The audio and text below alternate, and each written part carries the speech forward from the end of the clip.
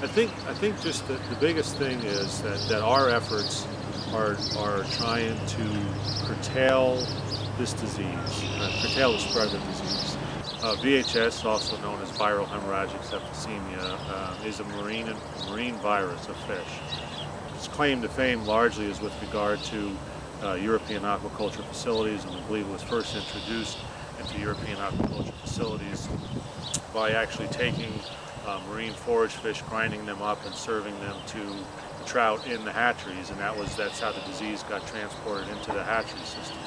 So once they cleaned up those practices and things like that, they actually use processed feeds now, and so that's going to kill the virus, so it's not that much more of a transport mechanism in the aquaculture facilities. How we believe it got here into the Great Lakes system, there's a couple of potential trains of thought along those lines. One is via ballast water, potentially some fish species from the North Atlantic was transported in via ballast water.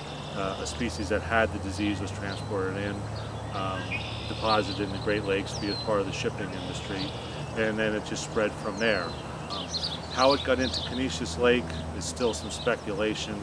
The most likely transport into Conesus Lake was someone who transported live fish, probably from Lake Ontario, went to Conesus Lake, or potentially used bait fish that were contaminated or that were had VHS in them. You know, we know that bait fish collected from the Niagara River and from Lake Erie tested positive for VHS last summer, and we know that those fish are used in Conesus Lake for bait fish.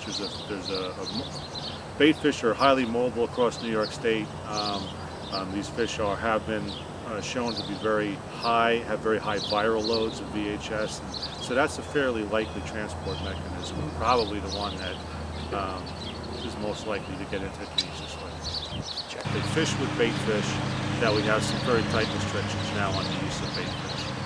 Previously, a lot of anglers used to collect their own bait fish from the waters of New York State and use them wherever, and it was perfectly legal and it was fine. Now you can only use bait fish collected from the waters of New York State back in that same water.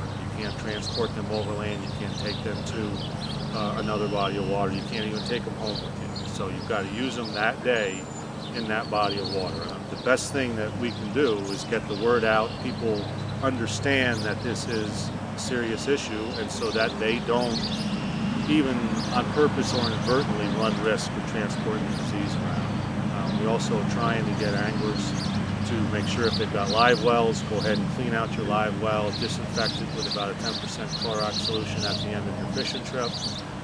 Make sure that your boats are clean, things like that, so you're not transporting this disease or other potential invasive species around.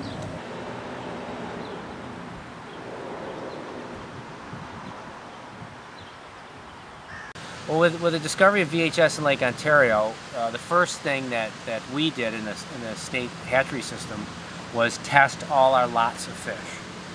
So we have several lots here, so we had to take 60 fish from each group of fish, each species we have, and we sent them into our own pathologist who had them tested.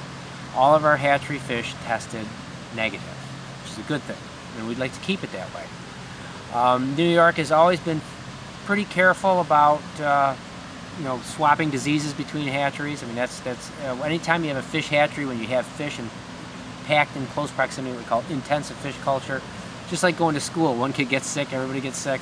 Well, it's easy to spread diseases when the fish are so closely packed together. So we're very cognizant of diseases. So we had all our fish tested, they were all negative.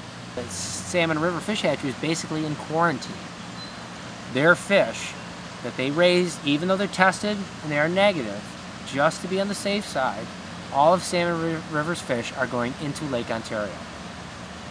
What does that mean for us here? Well, we stocked half of the brown trout in Lake Ontario came out of Caledonia, and half came out of Salmon River. Well, this year, almost all of them come out of Salmon River. We stocked 2 locations. So they took over a lot of our sites, which meant more traveling for them to go further west. It also meant their brown trout could not be stocked inland. That meant Caledonia, since we're not stocking as many brown trout in Lake Ontario, we took our yearling brown trout and stocked their inland counties, Jefferson, Oswego, and Portland counties we stocked with our fish from here, which means more travel for us. So it's put an increased burden of logistics, planning, cost, mileage, fuel costs, overtime costs. It also meant we don't have a Chinook program here at Caledonia anymore. For the past 8 years, we've had Chinook salmon here. The last 5 years or so, we've had up to 500,000 fish, which we would get eggs from Salmon River, raise them up here to about 100 per pound in about 4 months, and then we would stock various tributaries of Lake Ontario in the western basin of Lake Ontario, and that's out. So our 500,000 Chinooks this year, we just did not do that. This particular strain of the disease doesn't seem to be affecting the salmon, the trout and the salmon, so much, which is what it originally was found in. It seems to be affecting almost everything else. Striped bass, white bass, black bass, walleyes, perch, catfish, the assassins, the northern pike, muskellunge, minnows. VHS is not transmittable to mammals, and we are mammals. We are safe.